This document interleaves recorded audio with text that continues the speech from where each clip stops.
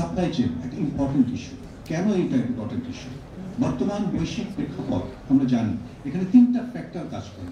একটা হচ্ছে global economic platform, it is evolving continuously, continuous technological development, এটা হতে থাকবে, ভবিষ্যতেও হবে।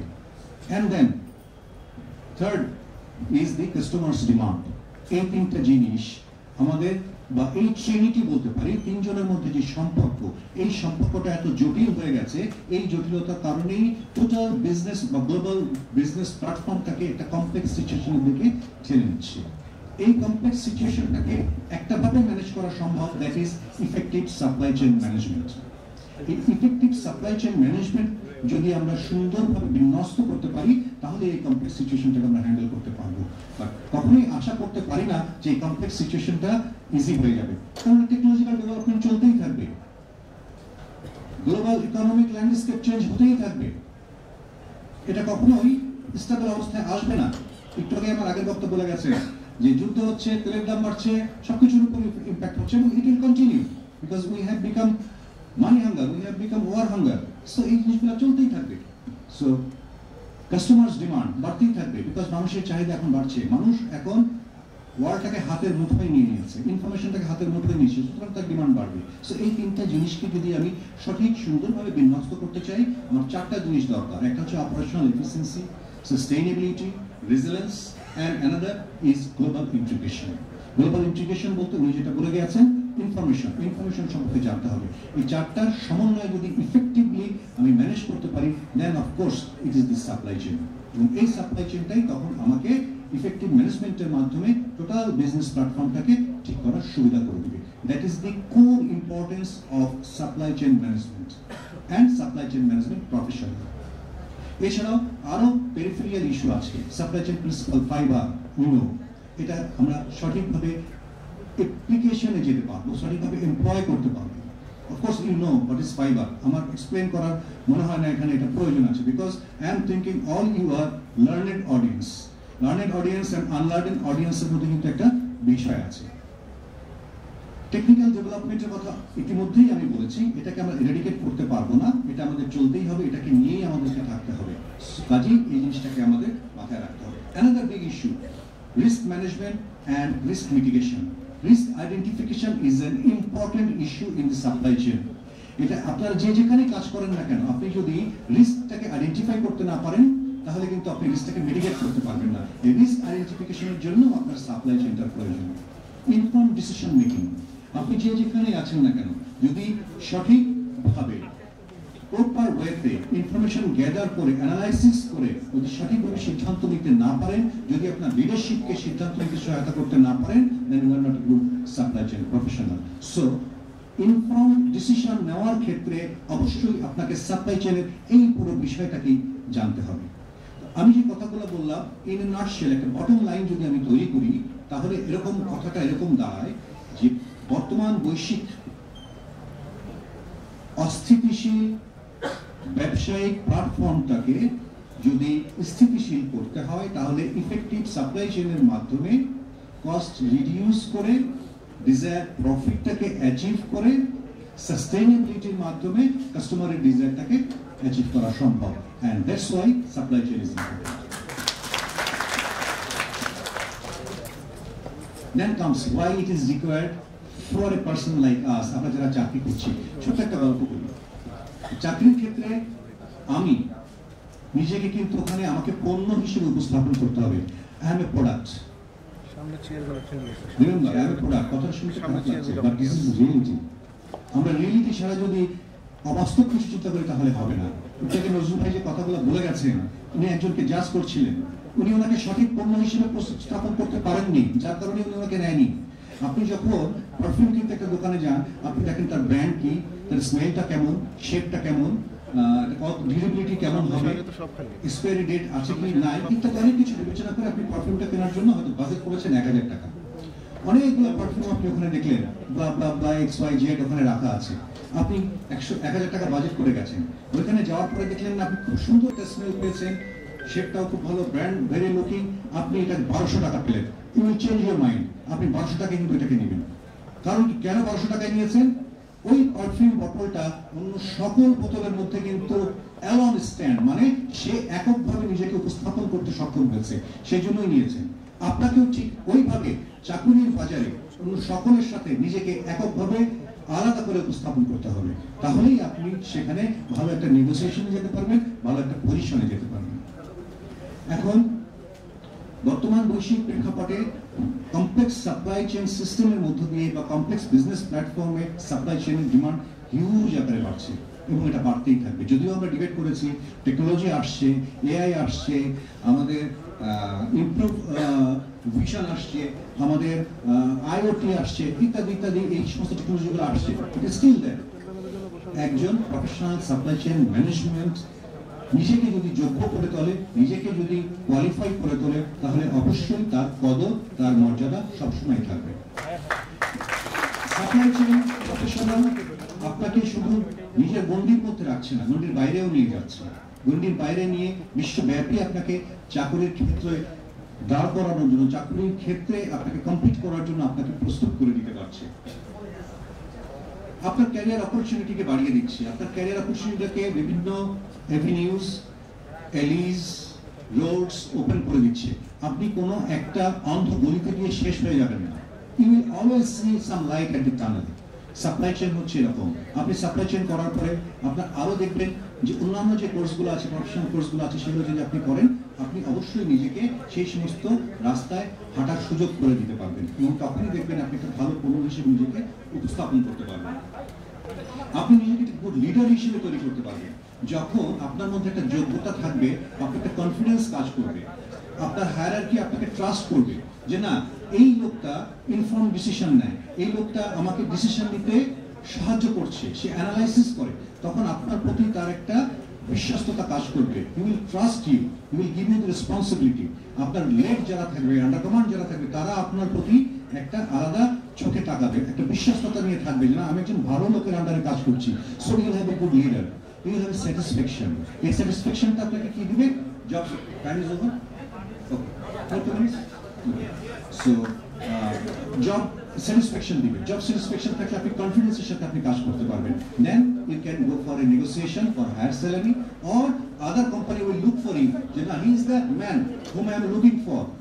You are getting 1 lakh টাকা salary there, please come here, I will give you 2 lakh টাকা। সো আপনি কিন্তু নিজেকে পণ্য হিসেবে তৈরি করে নিলেন। Now the $1 million question, why BHRM? Even ITS এর একটা মটো আছে, আমি সেটা একটু জাস্ট আপনাদেরকে বলি। I quote, the development of yourself by yourself through a deliberate process of learning from experience. I unquote. আমি যেটা বাংলা করি এরকম দাঁড়ায়, তোমার উন্নয়ন তোমাকেই করতে হবে অভিজ্ঞতার আলোকে একটি পরিপূর্ণ শিক্ষার মধ্য দিয়ে, বাস্তবসম্মত প্রশিক্ষণের মধ্য দিয়ে, যেটা BHRM দিয়ে থাকে। BHRM একটা সুন্দর স্ট্যান্ডার্ড ট্রেনিং ফ্যাসিলিটিসের মাধ্যমে প্রশিক্ষণগুলোকে অর্গানাইজ করে থাকে। এখানে তারা যে শিক্ষা ব্যবস্থাটাকে তুলে ধরেছে, তারা একটা কালেকটিভ অ্যাপ্রোচ নিয়েছে। ফ্যাকাল্টিগুলা এবং বাইরে থেকে যারা অতিথি বক্তা আসেন, সকলেই অভিজ্ঞতার আলোকে এখানে ক্লাস করানো, এখানে কেস স্টাডি করানো হয়। এবং 2002 সাল থেকে BHRM যাত্রা শুরুর পর থেকে এ পর্যন্ত সাউথ এশিয়ার মধ্যে তার নিজের অবস্থানকে সুদৃঢ় করে নিয়েছে। বর্তমানে BHRM বাংলাদেশ সরকারের অর্থ মন্ত্রণালয়ের স্বীকৃত একটি প্রতিষ্ঠান এবং এই প্রতিষ্ঠানের সার্টিফিকেশনগুলা WES অথবা আইকাস কর্তৃক PCA এডুকেশনাল ক্রেডেনশিয়াল অ্যাসেসমেন্টে অত্যন্ত সুন্দরভাবে মূল্যায়িত হচ্ছে, যেটা আপনাকে শুধু বাংলাদেশ না, বিশ্বের অন্য জায়গাতেও চাকরির সুযোগ তৈরি করে দিচ্ছে বা দিতে পারবে। BHRM যে রিস্ক ম্যানেজমেন্টে কেস স্টাডির মাধ্যমে যে প্র্যাকটিক্যাল শিক্ষাগুলো দিচ্ছে, সেটা শুধু চাকরির ক্ষেত্রে না, আপনার ব্যক্তিগত জীবনেও আপনি এটা করতে পারবেন। BHRM যে সার্টিফিকেশন, যে মূল্যবান সার্টিফিকেশনটা পাচ্ছেন, এটা অত্যন্ত অ্যাফোর্ডেবল একটা অ্যামাউন্টে আপনি এটা করতে পারছেন। And the lesson plan, total curriculum is so flexible. শুক্রবারে হচ্ছে, এখানে অধিকাংশ লোকই কিন্তু আমরা প্রফেশনাল, তাই না? আমরা সময় করতে পারি না, শুক্রবারে আমরা ক্লাস করছি, কেউ ক্লাস মিস করলে অন রিকোয়ার্ড সেটাকে রিপিট করা হচ্ছে, অনলাইনে লেসন প্ল্যানগুলোকে পাঠিয়ে দেওয়া হচ্ছে। Staff are so friendly, pressure free এনভায়রনমেন্টে আপনি শিখতে পারছেন। That's why BHRM is recommended. Anyway, last but not the least, এখানে সাপ্লাই চেইন ম্যানেজমেন্টের মধ্যে procurement, logistics, inventory management, demand forecasting, supply relation, distribution, এগুলোর সাথে সুন্দরভাবে HRM-টাকেও শেখানো হচ্ছে। HRM is a package in supply chain. This is totally unique. Because আপনি শুধু সাপ্লাই চেইন নিয়ে থাকলে হবে না, আপনার আন্ডারে যারা আছে বা আপনি যাদের সাথে কাজ করছেন, Intra operability is an important issue, এটাও আপনাকে শিক্ষা দিয়ে দিচ্ছে। যে হোম অ্যাসাইনমেন্টগুলো দিচ্ছে, I am so happy to see that এই হোম অ্যাসাইনমেন্ট নিয়ে আপনি যখন ইন্টারভিউতে যাবেন, এই দুটো সেমিস্টারের হোম অ্যাসাইনমেন্টে আপনি যদি পড়ে যান, ইন্টারভিউয়ের 100% question you can answer with very confidence, I am sure. যে থিসিস পেপারটা আপনাকে দিয়ে করাচ্ছে, এই থিসিস পেপারটা আপনার অ্যানালিটিক্যাল মাইন্ডটাকে ওপেন করে দিচ্ছে। However, I have taken more than of my scheduled time, but still BHLM নিয়ে বলতে গেলে আরো হয়তো অনেক কিছু বলা যাবে, আর অনেক কিছু বলতে ইচ্ছা হবে, বাট আমি সেটা করছি না। সবাই হয়তো বিরক্ত হবেন যে এত কথা বলছি কেন। এনিওয়ে, বেসিক্যালি ইনস্ট্রাক্টর তো কথা বলতে পছন্দ করি, কথা বলতে ভালোবাসি, বাট আমি যদি জাস্ট 2-3টা লাইনে আমি যদি শেষ করি, সেটা হচ্ছে যে supply chain is an important issue in the present context. চাকরির বাজারে আমাকে ভালো পণ্য হিসেবে তৈরি করতে গেলে সাপ্লাই চেইন আমার শেখার প্রয়োজন রয়েছে। আর ভালোভাবে সাপ্লাই চেইন শিখতে হলে বাংলাদেশের প্রেক্ষাপটে it is none other then BHRM।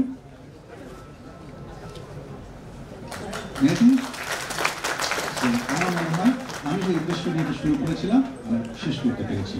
সর্বশেষ আমি সবাইকে একটু অনুরোধ করতে চাই, BHRM এত সুন্দর একটা আয়োজন করার জন্য এবং BHRM এই প্ল্যাটফর্মটা যে তৈরি করে দিচ্ছে, সেই যে platform, this is a very important issue. এটা হচ্ছে কি কানেক্টিভিটি। এই যে একটা অ্যাসোসিয়েশন এখানে তৈরি হয়েছে, আমি এখানে আসার পরেই সবাই দেখছি সবাই সবার সাথে কার্ড এক্সচেঞ্জ করছে, সবাই সবার সাথে হাত মিলাচ্ছে। এখানে কিন্তু শিক্ষক, শিক্ষার্থী সবাই এক হয়ে গেছে। এই যে একটা অ্যাসোসিয়েশন তৈরি করে দিয়েছে, আমি এতক্ষণ যা বলেছি সেটা যদি 100 মার্কের হয়, আর এই যে এখন যে সেন্টেন্সটা বললাম, যে একটা অ্যাসোসিয়েশন যে তৈরি করে দিয়েছে, গুড অ্যাসোসিয়েশন বা ইন্টারলিঙ্কড, ইন্টারকানেক্টেড একটা বডি তৈরি করে দিয়েছে, দিস ইজ অলসো 100।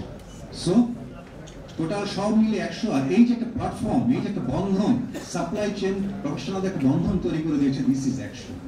সো সব মিলে আমার মনে হয় BHRM deserves standing ovation. Please দাঁড়িয়ে আমার সাথে একটু হাততালি দিয়ে BHRM-কে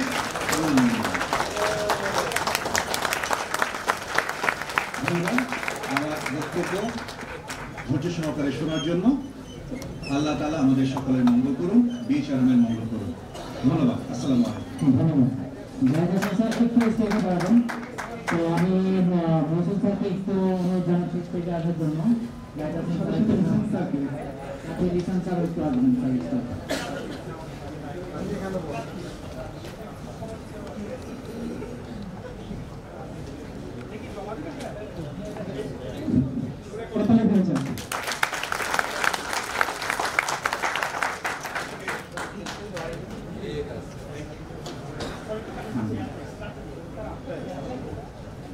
জাহিদ স্যারের প্রতি আসলে উনি খুবই সুবক্তা এবং উনি যখন ক্লাস করেছিলেন, উনি গাজীপুর থেকে এসে ক্লাস করতেন।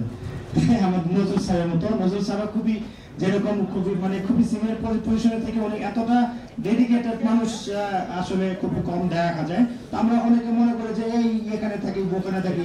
একজন আমাকে সেদিন ফোন দিয়েছে, আমি তো সাভারে থাকি, সাভার থেকে উত্তরা বা ফার্মগেট যাওয়া আমার জন্য কষ্ট হবে। আমি বললাম যে আপনি কষ্ট নিয়েই থাকেন স্যার, আপনার কোর্স করার দরকার নেই। হ্যাঁ, আমাদের এখানে আমরা জ্ঞাপনা পেয়েছি যে কক্সবাজার, চট্টগ্রাম থেকে এসে কিন্তু প্রোগ্রাম করেছে। যাই হোক, আমি সময় নষ্ট করবো না। আমি মূলত ছোট্ট একটা কথা বলে শেষ করতে চাই। আমাদের এই বছরের সেরা পার্টিসিপেন্ট হিসাবে আমরা আমাদের জাহিদ হাসান খানকে একটা ছোট্ট একটা ক্রেস্ট আমরা দিয়ে দিতে চাই। জাহিদ খানের জন্য বড় একটা হাত করে আসেন, সামনে আসেন। আসেন স্যার, কালা স্যার আসেন। আমাদের এই বছরের সর্বোচ্চ সিজিপি অর্জন করেছেন জাহিদ স্যার।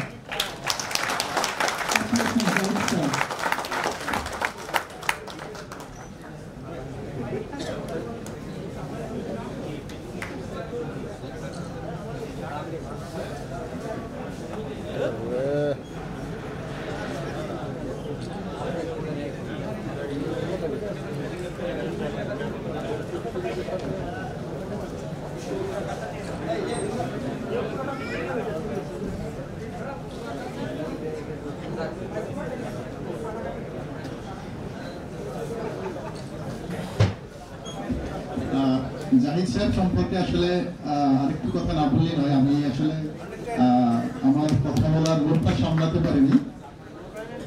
আমার সৌভাগ্য হয়েছিল জাহিদ সাহেব যে ব্যাচের ছিলেন ওই ব্যাচের একটা ক্লাস নেওয়ার জন্য। তো আমি যখন ক্লাস নিচ্ছিলাম তখন সিলেক্টিভ কয়েকটা মুখ আমার সামনে ভাসছিল। তো তার ভিতরে জাহিদ সাহেব একটু আমার কাছে একটা এক্সেপশনাল মনে হয়েছিল। তো ঠিক ওই দিনের যে আমার যে সন্দেহটা সেটা আজকে আমরা পরিপূর্ণতা দেখলাম। তো আমিও খুব ভাগ্যবান। সন্দেহ করা সম্ভব না, আমি সন্দেহ করলাম এই কারণে, কারণ আমি তখন ডাউট ছিলাম যে একজন আর্মি পার্সন সে বেঞ্চে মারছে, তারপরে উনি একজন ট্রেনার, ওনার যে বর্ণাঢ্য প্রোফাইল এটা আমাকে একটু সন্দেহ বাতিক করে তুলেছিল। বাট ওটাকে আজকে সন্দেহ এবং সন্দেহ দুটো আমি ক্লিয়ার হয়েছি। তো থ্যাংক ইউ। আমি আসলে সরি যে আমি আসলে কথা পারমিশন ছাড়াই কথা বলে ফেললাম। ধন্যবাদ সবাইকে। ধন্যবাদ তাদেরকে গুরুত্বপূর্ণ কথা শোনার জন্য। আমরা এতক্ষণ প্রফেশনালটা কথা শুনেছি, কিন্তু এখন একটা জিনিস জানতে চাই, যারা পিজিটি কোর্সটা সম্পূর্ণ করেছেন তারা কি কি শিখেছেন এটা নিয়ে যদি খুব সংক্ষিপ্ত কথা বলার জন্য আমি